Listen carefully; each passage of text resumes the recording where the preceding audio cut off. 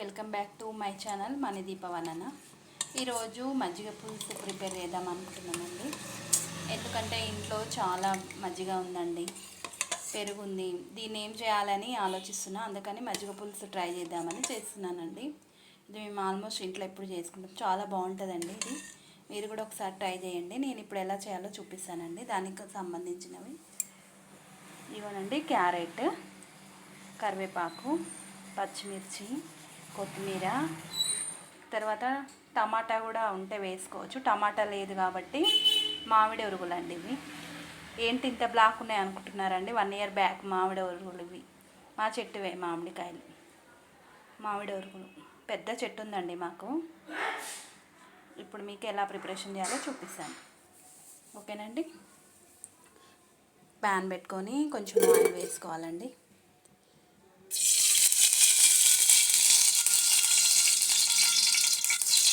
Steel ప్యాన్లు ఊరికనే మాడిపోతాయండి. Oil వేసుకున్న తర్వాత కొంచెం జీలకర్ర,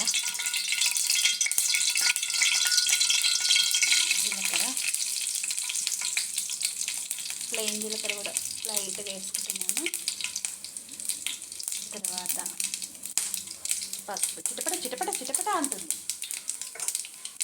తర్వాత ఇంగువ. ఇంగువ అయితే ఇప్పుడు చాలా మంచిదండి, ఇంగువ వాడడం. చలికాలం కదా ఇది, వర్షాకాలం. కరివేపాకు,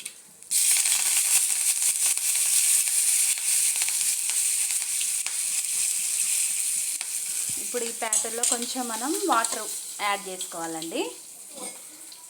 కొన్ని వాటర్,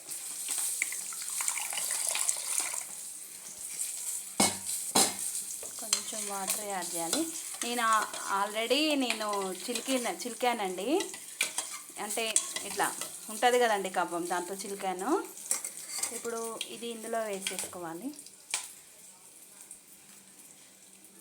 మిరపకాయలు మర్చిపోయాను, మిరపకాయలు. తర్వాత క్యారెట్,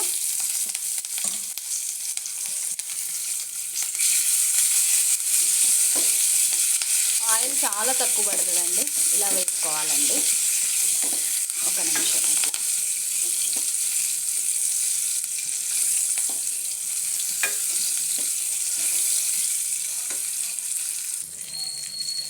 ఇలా వేపుకోవాలండి. వేపుకున్న తర్వాత ఈ ప్యాటలంతా ఇందులో ట్రాన్స్ చేయాలి. ఇలా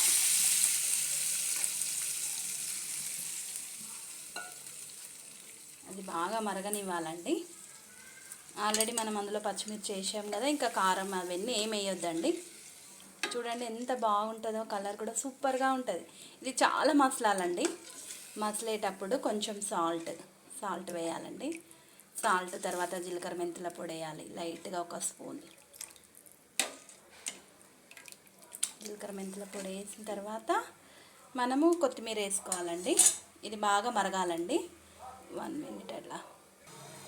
ఇది ఇలా మరుగుతుంది కదండి, అప్పుడు మనం ఒక సగం స్పూన్ జీలకర్ర మెంతుల పొడి వేయాలండి. ఇందులో సగం స్పూన్ జీలకర్ర మెంతుల పొడి, తర్వాత 1 స్పూన్ సాల్ట్. 1 స్పూన్ సరిపోకుంటే ఇంకొంచెం యాడ్ చేసుకోవచ్చు.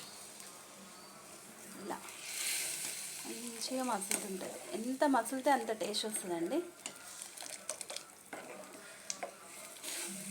ఇది మనకు కొంచెం పెరుగు హీట్ అయినప్పుడు విరిగినట్టు అనిపిస్తుందండి. ఏం పర్లేదు, మనకేం టెన్షన్ పడొద్దు. ఇవి మామిడికాయ వరుగులు ఇలా వేస్తున్నానండి. వేసిన తర్వాత ఇది రైస్ పౌడర్ అండి. వాటర్ యాడ్ చేసి ఇలా కలిపాను. చిక్కదనం కొరకు అండి, ఇది చిక్కదనం కొరకు అందులో యాడ్ చేసుకోవాలండి. చిక్కగా అవుతుంది. శనగపిండి కూడా ఇలా చేసి వేయచ్చండి. నా దగ్గర శనగపిండి అయిపోయింది, అందుకని ఇలా రైస్ పౌడర్, బియ్యపిండి ఇలా వేడి అన్నంలో సూపర్ ఉంటుందండి. ఇది మంచిగా మసులుతుంది. కొత్తిమీర లాస్ట్కి యాడ్ చేయాలండి. మసలాలి ఇంకా కొంచెం. చూడండి ఎంత బాగా బబుల్స్ లాగా వస్తున్నాయో పైకి కదండి, బబుల్స్ వస్తున్నాయండి. ఇప్పుడు మనం కొత్తిమీర యాడ్ చేసుకోవాలండి. కొత్తిమీర యాడ్ చేసుకోవాలి. ఈ పెరుగును చూస్తుంటే అండి నాకైతే కృష్ణుడే గుర్తొస్తుండండి. అదేనండి మన కృష్ణ పరమాత్ముడు. ఇప్పుడు ఉంది కదండి అతన్ని పండగ కృష్ణాష్టమి. అసలు కృష్ణుడిని అల్లరి యశోదమ్మ ఎలా భరించిందో ఏమోనండి. ఇప్పుడు ఉన్న పిల్లలందరూ కృష్ణుళ్ళే, చిన్ని కృష్ణుళ్ళు. ఒక్కటే అల్లరి చేస్తారండి. ఇప్పుడు పిల్లలు చాలా ఫాస్ట్ ఉన్నారండి, పట్టలేకపోతున్నాం పిల్లలనైతే.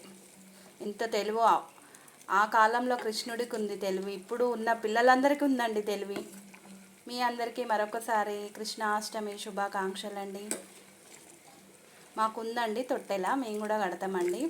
ఒక 12 అట్లా ఆరగింపులు చేసాం. చాలా పని ఉంటుందండి ఆ రోజు మాకు.